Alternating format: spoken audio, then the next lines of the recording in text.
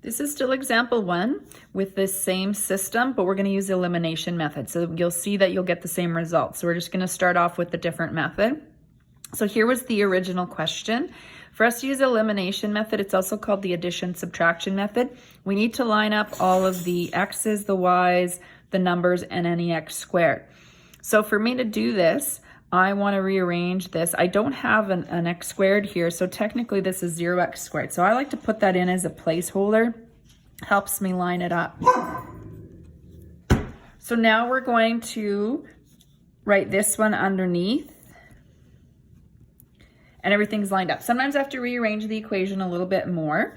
Now, I have to eliminate the y. I can't eliminate the x because if I eliminate this x, I still have x squared.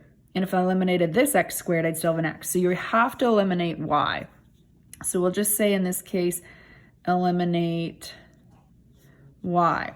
So to do this, I need these coefficients to be the same.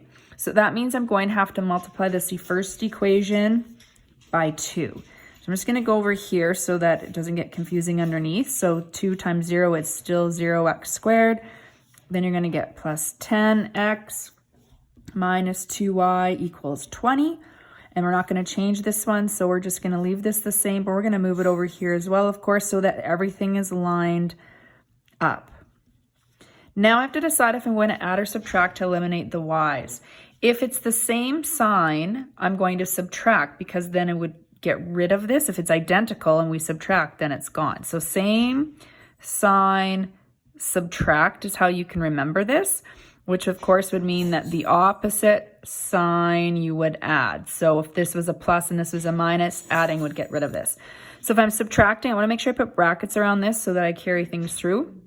0x squared minus x squared gives me negative x squared. 10 minus 1 gives me positive 9x. Negative 2 minus negative 2, of course, that's what I eliminated. 20 minus 0 is 20. Now I want to rearrange this to solve. I like to have a positive x, so I'm going to move this to the right.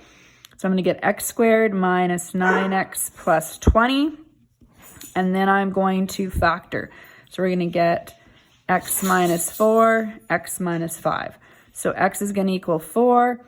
And x is going to equal 5. Now, if you look back at your previous example, I'm going to just turn the page to show you. This was the exact same question. You get the same x values. Your job then would be to find the y value and verify again, but we don't need to repeat what we just did. If you were asked this, I'd only ask you to do one method at a time per question. So you're going to now substitute to find y values. So let's just say C previous example, so you don't have to rewrite all that out and do the exact same thing.